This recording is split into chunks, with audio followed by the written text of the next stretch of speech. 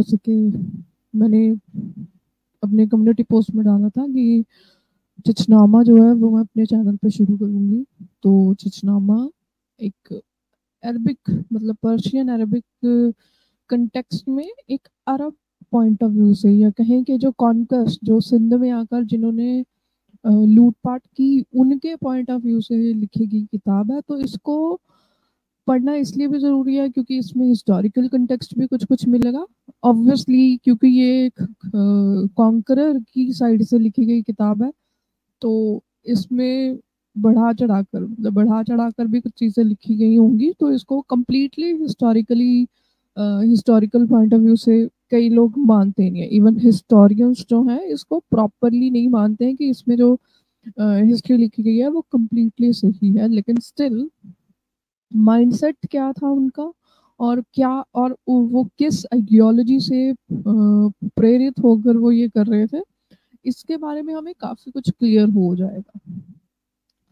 तो सबसे पहला चैप्टर, सिंध के 13वीं सदी के स्थानीय मुस्लिम सुल्तान कबाचा का संदर्भ। यानी कि जिसने ये लिखी है उन्होंने थोड़ा सा 13वीं सदी के जो मुस्लिम सुल्तान थे कबाचा के, उसके बारे में उन्होंने लिखा है। लेखक ने, जो लेखक है उसको इस कंटेक्स्ट में देखेगा कि जो राइटर है, मतलब ये तो ट्रांसलेशन है, लेकिन जो एक्चुअल जिसने लिखी है ये स्टिचनामा, वो अरबिक पॉइंट ऑफ व्यू से लिख रहा है। इस वृत्तांत को लिखने की प्रेरणा और इस्लाम के लिए खुशनुमा तारीख लिखने का अवसर मुझे अली कूफी मतलब जो राइटर है उसका नाम है, सुल्तान कबाचा के सानिध्य में मिला, जो इस्लाम के शाहिद, यहाँ शाहिद से तात्पर्य गवाह से है। यानी कि यहाँ पे शाहिद का जो तात्पर्य है वो गवाह है, यानी कि विटनेस, उनकी विटनेस।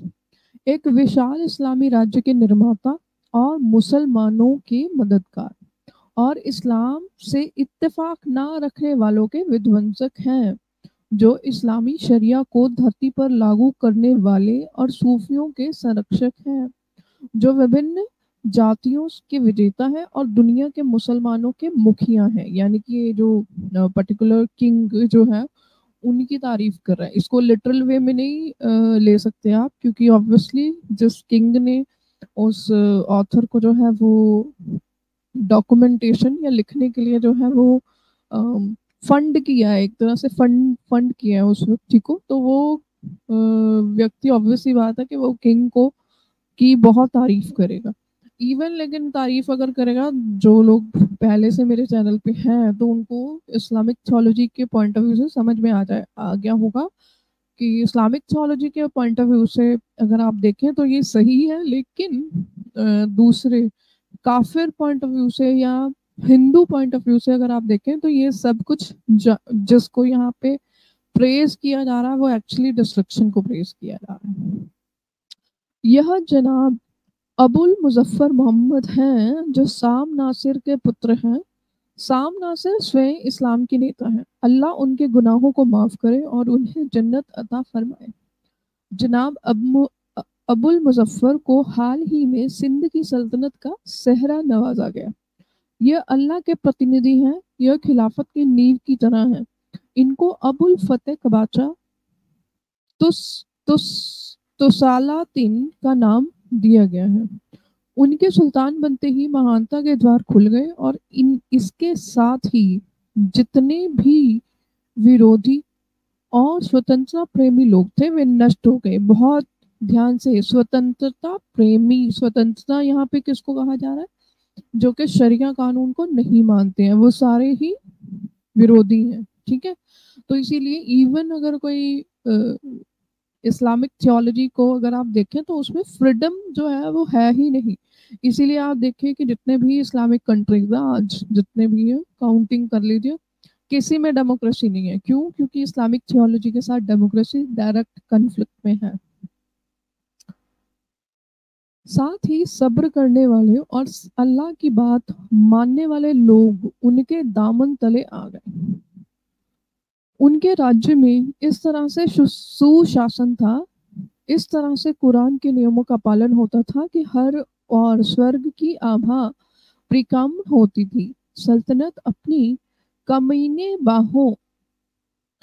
बाहें उनकी गर्दन के गिर्द खुशी से पसारे जाती थी। कविता, ओ सुल्तान, यानी कि यहाँ पे एक कविता नुमा चीज लिखी हुई है, मतलब कविता नुमा एक पैराग्राफ है जिसको कि ऑब्वियसली हिंदी में ट्रांसलेशन किया गया। ओ सुल्तान, तेरा राज्य तेरे लिए भाग्यवान हो, सारी कायनात तेरे कदमों में हो, तुम्हारे दम से इस दुनिया से अन्याय अत्याचार खत्म हो। यहाँ पे अन्याय और अत्याचार किसको कहा जा रहा है, उसको इस तरह से समझिए, यहाँ पे अन्याय और अत्याचार हिंदू रिलीजन यानी कि जो भी इस्लामिक थियोलॉजी से डिसएग्रीमेंट है, जिस भी आइडियोलॉजी का, वो सारी आइडियोलॉजीज को यहाँ पे अन्याय और अत्याचार कहा जा रहा है। यहाँ पे अन्याय अत्याचार लिटरल मीनिंग नहीं है। आगे वो लिखते हैं कि तो और तुम्हारी सहायता से न्याय और समदर्शिता की नींव सुदृढ़ हो, तुम्हारे नाम का खुतबा पढ़ा जाए, तुम्हारे राज्य के वर्ष और महीने आने वाले समय में आदर के साथ याद किए जाए, जो कुछ भी ईरानी बादशाह जमशेद के राज्य में अनावेक्षित नहीं हुआ था वह तुम्हारे द्वारा खोजा जाए, तुम्हारे सर का ताज सदा अल्लाह के साए के तले रहे, हर वह दिल जो तुमसे रंजिश रखता है वह असमंजस में ही रहेगा, तुम्हारे दोस्त अधिक हो और दुश्मन कम हो, सुल्तान इस देश का कानून कड़ा और दृढ़ बनाए, यह सुल्तान सदा सदा के लिए रहे, ये सल्तनत सदा सदा के लिए रहे और इसके दुर्ग और भवन समय के साथ क्षीण ना हो, तुम्हारी वंदना प्रजा अपने घर के प्रांगण से करे, सिक्कों पर तुम्हारे हाथों की छाप हो, तुम्हारी कीर्ति का सूरज साम्राज्य का चंद्र हमेशा क्षितिज से ऊपर तब तक चमकता रहे जब तक कि यह धरती अपने स्थान पर अचल है, जब तक यह आसमान के सितारे धरती का चक्कर लगाते हो, यह समस्त गौरव नबी मोहम्मद और उसकी औलादों और उसके साथियों के लिए है। यहाँ पे एक ध्यान देने लायक बात है कि ये जो आज हम देखते हैं ना कि एक मेंटालिटी इंडियन सब कॉन्टिनेंट में पाई जाती है, मुगलों या इस्लामिक इन्वेडर्स को एक तरह से आइडियलाइज करने की या उनको हीरो मानने की, तो वो यहाँ से पनपती है, क्योंकि उस समय पर भी ये लोग मतलब इन द सेंस की जब इस्लामिक इन्वेडर्स आ रहे थे, जो लोग ऑब्वियसली अरब से आए, उन लोगों ने जो इंडियन सब कॉन्टिनेंट के लोग थे उनका माइंडसेट ऐसा बनाया कि वो जो किंग है, जो राजा है, उसको उसको ऐसा समझे कि ये ही जो है ये इस्लाम के रक्षक हैं। इसीलिए देखिए आप इस्लामिक सोसाइटी जो है, इंडियन सब कॉन्टिनेंट की जो इस्लामिक कम्युनिटी है, उसमें कुछ कम्युनिटीज में तो ये चीजें हट गई हैं, लेकिन कुछ कम्युनिटीज हैं उनके अंदर एक लीडरशिप का एक एक एक स्ट्रॉन्ग डिक्टेटर का जो है वो एक आपको नीड नजर आती है। इसका परफेक्ट एग्जांपल वैसे पाकिस्तान में आप देख सकते हैं। पाकिस्तान के अंदर वो एक स्ट्रॉन्ग डिक्टेटर को जो है वो बहुत आइडियलाइज करते हैं, जैसे जियाउल हक हो गया, उसके बाद मुशर्रफ हो गया, उसके बाद याया अयूब, मतलब इन लोगों को आप अगर देखेंगे, इवन दो जो पाकिस्तानी लिबरल है उनको क्रिटिसाइज करने की कोशिश करते हैं, लेकिन जो कॉमन लोग हैं पाकिस्तान में वो इस चीज को आइडियलाइज करते हैं। तो डिक्टेटरशिप की जो आइडियलाइजेशन है वो यहाँ से, ऐसे ऑथर्स जो है या ऐसे लोग जिन्होंने इन किंग्स के ऊपर किताबें लिखी, इन्होंने इंडियन सब कॉन्टिनेंट के लोगों के अंदर ये भर दी। ये एक तरह से अरबिक कल्चर है, इसको आप अरबिक कल्चर की पॉइंट ऑफ व्यू से देखिए। अली कूफी द्वारा इस किताब को लिखने का कारण, यानी कि यहाँ पे ऑथर इस किताब को लिखने का कारण लिखेंगे अली कूफी, जो इस हिंद और सिंध के इतिहास संबंधित किताब के लेखक हैं। वे मोहम्मद के गुलाम थे, मोहम्मद स्वयं अली के बेटे थे। अली हामिद के और हामिद अबू बकर कूफी के पुत्र थे। उन्होंने अपना खास समय विलासिता और दैहिक भोगों में बिताया, लेकिन कालांतर के समय के फेर से उन्होंने अपना मूल निवास छोड़ दिया और सिंध के ऊपरी क्षेत्र में आकर बस गए। इस क्षेत्र को उच्च कहते हैं, यहीं पर लगभग 58 साल की उम्र में, यानी कि 58 ईयर्स के थे वो, 613 हिजरी 1216 ईस्वी में अपने आप को एकाकी कर लिया और कुछ नायाब करने की सोची। उन्हें मालूम था कि खुरासान, ईरान, रोम, शाम की इस्लामी विजय की दास्तानें लिखी जा चुकी हैं, लेकिन भारत में इस्लाम की विजय के बारे में कम जानकारी है। इस विजय के बाद भारत के सिंध के क्षेत्र से लेकर कन्नौज और कश्मीर तक मस्जिदों और नमाजगाहों का अंबार लग गया, और इस विजय के दौरान सिंध के आखिरी हिंदू राजा दाहिर, जो कि चच के पुत्र थे, चच जो कि सेलच के पुत्र थे, की पराजय और मोहम्मद बिन कासिम के हाथों मौत होती है। मोहम्मद बिन कासिम जो कि कासिम के पुत्र थे, कासिम जो कि उनके सकीफी के पुत्र थे, अल्लाह उनको रहमत दे। स्वयं अपने शब्दों में अली कुफी कहते हैं कि इस पूरी विजय के बारे में संसार को जानकारी नहीं है, इसीलिए मैंने ये संकल्प लिया है कि इस इतिहास को मैं सामने लाऊंगा। मतलब ये इन द सेंस कि आप ये देखिए यहाँ पे एक तरह से सुप्रीमेसी पॉइंट ऑफ व्यू से ये किताब लिखी है कि इस्लाम की जीत है। जैसे वो पाकिस्तानी एक लीडर है ना, उसका नाम मैं भूल गई, जब क्रिकेट मैच जीता था भारत से, तो उस व्यक्ति ने कहा था कि ये इस्लाम की जीत है। तो ये जो इस्लाम की जीत का माइंडसेट है, ये कहीं और से नहीं आ रहा है, ये सालों पहले से एक तरह से ये माइंडसेट है कि ये नॉन बिलीवर्स या काफिर के अगेंस्ट कुछ भी जीतते हो, और वो इंडिया को उस तरह से नहीं देखते हैं कि यहाँ पे हर तरीके के लोग रहते हैं, वो ये भारत को एज अ हिंदू स्टेट ही देखते हैं, ठीक है, कॉमन पाकिस्तानी। तो इसीलिए उन्होंने संकल्प किया अली कुफी ने कि इस पर्टिकुलर जो सिंध में जीत हुई है, इसके बारे में किसी ने नहीं लिखा, तो मैं इसके बारे में लिखूंगा। इस उद्देश्य को ध्यान में रखते हुए मैंने उच्च से अलौर और बखर, पाकिस्तान के सक्खर शहर में सिंध नदी का एक द्वीप जो कि सक्खर और रोहरी के बीच है, प्रयाण किया। इस मनोरम द्वीप में खालिस अरब लोगों के वंशज रहते थे। यहाँ पे बहुत इम्पोर्टेंट है कि आप यहाँ पे देखिए, जो अगर कोई पाकिस्तानी पॉइंट ऑफ व्यू से अगर कोई सुन रहा है या पाकिस्तानी सुन रहा है उनके लिए भी, और अगर कोई इंडियन सुन रहा है उनके लिए भी, ये बात ध्यान रखिए कि ये जो मुस्लिम उम्मा का कॉन्सेप्ट है, ये कभी भी नहीं था। इवन दो कि उन्होंने इस्लाम के नाम पे यहाँ पे लोगों को कन्वर्ट किया, लेकिन उनके लिए मतलब Islamic point of Islamic theology में सबसे प्योर जो है वो अरब ही है, उनके लिए प्योर अरब है। और इसका कॉन्फ्लिक्ट मैं बता दूं, जो पर्शियन है, इवन दो के उन्होंने अपना रिलीजन चेंज कर लिया, लेकिन वो अरबों को प्योर नहीं मानते हैं, वो अपने आप को प्योर मानते हैं, नॉट इस्लामिक थियोलॉजी के पॉइंट ऑफ व्यू से, क्योंकि अरब और फारस जो है, जिसको पर्शिया बोलते हैं, पारस भी बोला जाता था, फारस भी बोला जाता था, पर्शिया और अरब के बहुत पुराने, यानी कि इस्लामिक थियोलॉजी से पहले के कॉन्फ्लिक्ट चल रहे हैं।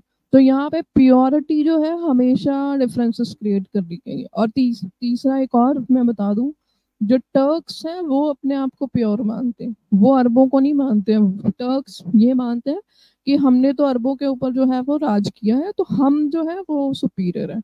तो सुप्रीमेसी ऐसा नहीं है कि ये कोई काफिर्स के अगेंस्ट सुप्रीमेसी है, इनके अपने अंदर भी डिफरेंट डिविजन्स हैं जिनके अंदर सुप्रीमेसी है।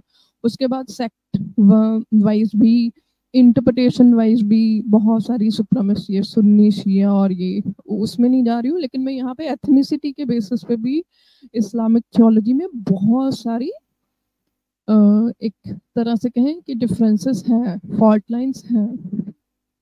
और ये मोस्टली एक्स मुस्लिम जो है इसके ऊपर ज़्यादा बोलते नहीं है, मे बी उनको नॉलेज नहीं है या मे बी उन्होंने पढ़ा नहीं है। लेकिन अगर आप इस्लामिक जो अरबिक हिस्टोरियन को अगर आप पढ़ेंगे या फिर पर्शियन हिस्टोरियंस को पढ़ेंगे, तो आपको समझ में आएगा कि इनके आपस में बहुत सारे डिफरेंसेस है। इवन आज भी अगर आप जो सऊदी अरेबिया के जो इन्फ्लुएंसर है ना, जो आजकल सोशल मीडिया पे सऊदी अरेबियन इन्फ्लुएंसर बहुत ज़्यादा आ गए हैं, उनको अगर आप सुनेंगे तो वो टर्क्स को दिन रात गाली देते हैं। जो टर्क टर्क्स हैं वो अरब अरब को जो कहते हैं कि ये तो इस्लाम को फॉलो ही नहीं करते हैं। पाकिस्तानी तो मतलब वो तो सबसे ऊपर है ना, उनकी सुप्रीमेसी तो सबसे ऊपर है।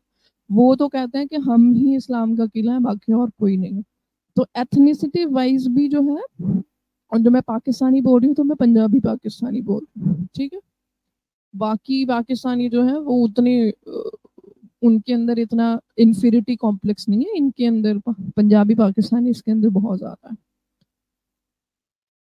तो यहाँ पे अरब लोगों के वंशज रहते थे, खालिस अरब लोगों के वंशज रहते थे, जिनमें से जिनसे इस इतिहास के बारे में मिलने की संभावना थी।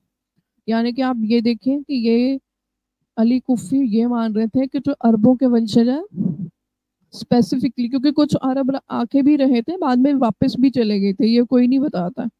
लेकिन वो जो अरब है, अरब के वंशज है, यानी कि जो डायरेक्टली अरब के वंशज है, उन लोगों की कहने पे उनको ज्यादा ट्रस्ट था। ये कन्वर्टेड जो थे, इनकी इनके कहने पे उनको कोई ट्रस्ट नहीं था। यानी कि आप माइंडसेट देख रहे हो कि अगर कोई खालिस अरब का जो है वो आगे फैमिली है, फैमिली ट्री है, वो हिस्ट्री बताएंगे तो सच्ची हिस्ट्री बताएंगे, बाकी कोई नहीं बताएगा, या बाकी में उनको ट्रस्ट ही नहीं था। तो ये जितनी मर्जी किताबें लिखते रहे भारत में बैठकर, या जितनी मर्जी इंटरप्रिटेशन करते रहे भारत में बैठ के, ये जो देवबंदी बरेवली बन गए, बरेवली वगैरह, बरेवली एक्सेट्रा एक्सेट्रा, जितनी मर्जी इंटरप्रिटेशन कर ले, इनकी इंटरप्रिटेशन की वैल्यू कोई नहीं है। गामदी इंटरप्रिटेशन भी है एक, इनकी कोई इंटरप्रिटेशन की वैल्यू नहीं है from Arabic point of view. इस मनोरम द्वीप के खालिस अरब लोगों के वंशज रहते थे, जिनसे इस इतिहास के बारे में मिलने की संभावना थी। जब मैं आलोर शहर में पहुंचा तो वहां पर मैं सबसे पहले वहां के काजी से मिला, जो कि वहां के मुख्य इमाम भी थे। इनका नाम इस्माइल था, जो कि अली के पुत्र थे। अली जो कि मोहम्मद का पुत्र था, मोहम्मद जो कि शहाबुद्दीन के पुत्र थे, और शहाबुद्दीन जो कि उस्मान सकीफी के पुत्र थे। इस प्रकार यह काजी साहब मोहम्मद बिन कासिम के वंश से साबित थे। यानी कि ये देखिए कि वो जो इमाम मिला एक मस्जिद के अंदर, उसकी वंशावली यानी कि उसकी पूरी फैमिली ट्री को उसने ट्रेस किया, उसके बाद बिलीव किया कि ये व्यक्ति जो है ये इस वंशावली से है, इसलिए इसके ऊपर ट्रस्ट कर सकता हूं मैं। शहाबुद्दीन जो यहाँ से मतलब क्लियर हो गया कि ये मोहम्मद बिन कासिम के वंश से हैं। यह काजी साहब फारसी भाषा के भी अच्छे जानकार थे। इन्होंने मुझे बताया कि सिंध के इस्लामी विजय का इतिहास अरबी भाषा में उसके पूर्वजों ने लिखा था, और उसकी एक पांडुलिपि हमारे पास मौजूद है, जो हमने पीढ़ी दर पीढ़ी सुरक्षित संजो कर रखी है। परंतु चूंकि वह अरबी भाषा में है, इसीलिए फारस, दूसरे अन्य देश और इस इलाके के लोगों के संज्ञान में यह जानकारी नहीं है। यानी कि अरबी में है तो अरबी एक स्पेसिफिक लैंग्वेज में है, तो बाकी लैंग्वेजेस के जो नॉलेज वाले लोग हैं उनके पास ये जानकारी नहीं है। अली कुफी द्वारा अरबी से फारसी में अनुवाद का कार्य, यानी कि अली कुफी ने यही पांडुलिपि ली और उसको ट्रांसलेट किया। जब मुझे अली कूफी को इस पांडुलिपि के बारे में पता चला तो मैंने पाया कि इस पुस्तक में बुद्धिमत्ता के खजाने हैं। इसमें नैतिकता के रुपहले मोती जड़े हुए हैं। इसमें अरब और सीरिया के लोगों की वीरता और शौर्य की गाथा है। इसमें साहस, बुद्धि और कौशल की दास्तान है। अच्छा, जिस समय ये अली कूफी लिख रहे थे, इनको नहीं पता होगा कि अरब और सीरिया के जो लोग जिन्होंने यहाँ पे आके अटैक किया वो आज आपस में ही लड़ रहे हैं। अरब और सीरिया जो है वो आपस में ही लड़ रहे हैं। अरबिक जो सोसाइटी है वो सीरियंस को पसंद नहीं करते हैं। तो आगे लिखते हैं, हर दुर्ग जो जीता गया अगले दसियों दुर्गों के जीते जाने का सबब बना। हर शहर में कुफ्र खत्म करके इस्लाम को लागू किया गया। हर नगर को मस्जिदों और मीनारों से सजा दिया गया। जहां पर इस्लाम के आलिम मुल्लाओं का बाहुल्य हो गया, वहां तक कि हमारे समय तक हर दिन इस देश में इस्लाम की चढ़ती कला का दिन है। वजीर के पुत्र के लिए कृतज्ञता के उद्गार। जब इस बात का फैसला किया गया कि इस किताब को अरबी भाषा के पर्दे से निकाल कर फारसी की चाशनी में से सराबोर किया जाए, तो मुझे लगा कि वजीर के पुत्र को इसे एक सौगात के रूप में सौंप दिया जाए, जिससे वजीफे के तौर पर एक अच्छी राशि मिलने की संभावना थी। मैंने इसे फारसी के सुंदर कलांकरों में विभूषित किया था। यह किताब हिंदुस्तान के प्रभाव और अपमान की किताब है। इसमें मानसिक दृढ़ता, प्रत्युन्नति के बेजोड़ मिसालें हैं। इनसे सुल्तान और आलिम सीख ले सकते हैं, क्योंकि हर इंसान कामिल के मानक पर पहुंचना चाहता है। इसके लिए वह अरब के धर्म का पालन करना चाहता है। बहुत ध्यान से सुनिए, क्योंकि ये बहुत पुरानी, इसीलिए मैं कह रही हूँ कि ये बुक क्यों इम्पोर्टेंट है, from mindset point of view. आप ये देखिए कि यहाँ पे अरब का धर्म, यहाँ पे धर्म लिखा हुआ है, एक्चुअली यहाँ पे मजहब आना चाहिए। जिन्होंने हिंदी में ट्रांसलेट किया, थोड़ी बहुत इसमें डिफरेंसेस हो सकते हैं, लेकिन आप ये बहुत ध्यान से देखिए कि यहाँ पे क्लियर है कि जो इस्लाम है वो स्पेसिफिकली अरबों के लिए है। ये कोई इंटरनेशनल और इस्लाम क्या, अगर जितने भी रिलीजियस थॉट्स होते हैं, रिलीजियस वर्ड कहना मुश्किल होगा, लेकिन ये जो पर्टिकुलर एरियाज के लिए ही होते हैं। एक बुक मैं आप लोगों को रेकमेंड करना चाहूंगी, ज्योग्राफी ऑफ थॉट्स।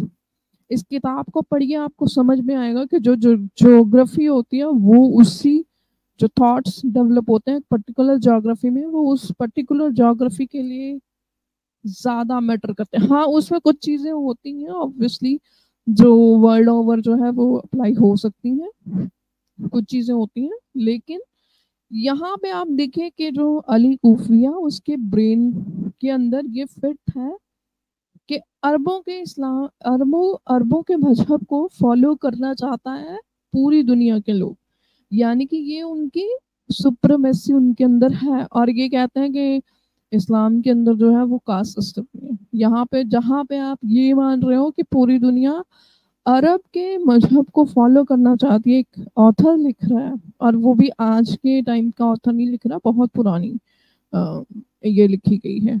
तो आप समझ लीजिए कि कितना ज्यादा सुप्रीमेसी होगी उसमें। आगे वो लिखते हैं, जिससे उस सच्चे सिद्धांतों का ज्ञान हो सके। इस किताब में अरब व सीरियन लोगों की वीरता, साहस का वर्णन है। इसी मंत्री के पूर्वज अरबों से ने खुरासान और ईरान को जीता था। इसी मंत्री, यानी कि जिस मंत्री को जो है वो गिफ्ट की है ये बुक इन्होंने, उनके जो पूर्वज है अरब, उन्होंने खुरासान और ईरान को जीता था। और मैं ये बता दूं कि ईरान जो है वो आज तक अरबों से जो है इस चीज के लिए वो करते हैं, एक हेट रखते हैं कि अरब जो है वो, उनकी कोई सिविलाइजेशन थी नहीं। ईरानियन पॉइंट ऑफ व्यू से मैं आपको बता रही हूँ, पर्शियन पॉइंट ऑफ व्यू से वो मानते हैं कि जो अरब है इनकी कोई सिविलाइजेशन थी नहीं थी, इनको कोई समझ नहीं थी। हम जो है हम ज्यादा एक तरह से कहें कि हम जो है हम ज्यादा सिविलाइज्ड लोग थे। जो सिविलाइजेशनल पॉइंट ऑफ व्यू से ईरानियन जो है अरबों को उतना वो महत्व नहीं देते हैं। इनके उस पूर्वज दादा का नाम अबू मूसा आशरी था।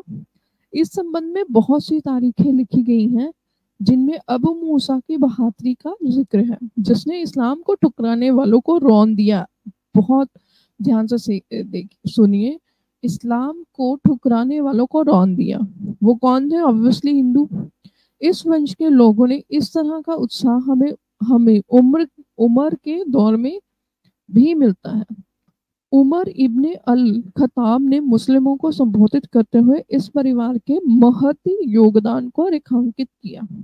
इन सब बातों को मद्देनजर रखते हुए मैंने मंत्री पुत्र हुसैन, जो कि अभी बकर के पुत्र थे, जो कि अबू मूसा आशरी के पुत्र हैं, को इस अनुवाद को समर्पित किया है। यह किताब उस समय तक सुरक्षित रहेगी जब तक कि धरती का अस्तित्व है, अथवा जब तक कि इस संसार पर ईश्वर की कृपा है। यहाँ पे ईश्वर शब्द लिखा गया है, एक्चुअली यहाँ पे अल्लाह शब्द जो है वो आएगा। तो आई थिंक ये फर्स्ट पार्ट है। मैं ज्यादा लंबा नहीं करना चाहती हूँ क्योंकि ज्यादा लंबा लोग सुन नहीं पाते हैं। मेरा तो मतलब मेरी कैपेसिटी तो बहुत ज्यादा है, लेकिन मैं इसको 30 मिनट्स के अंदर अंदर जो है वो कंप्लीट करना चाहती हूँ। ज्यादा लंबी कर दूंगी तो फिर लोग सुनेंगे नहीं। तो नेक्स्ट टाइम जब हम करेंगे, तो नेक्स्ट वीडियो जब आएगी, तो उसमें सिंध और हिंद में जो विजय हुई उसकी डिटेल में जाएंगे।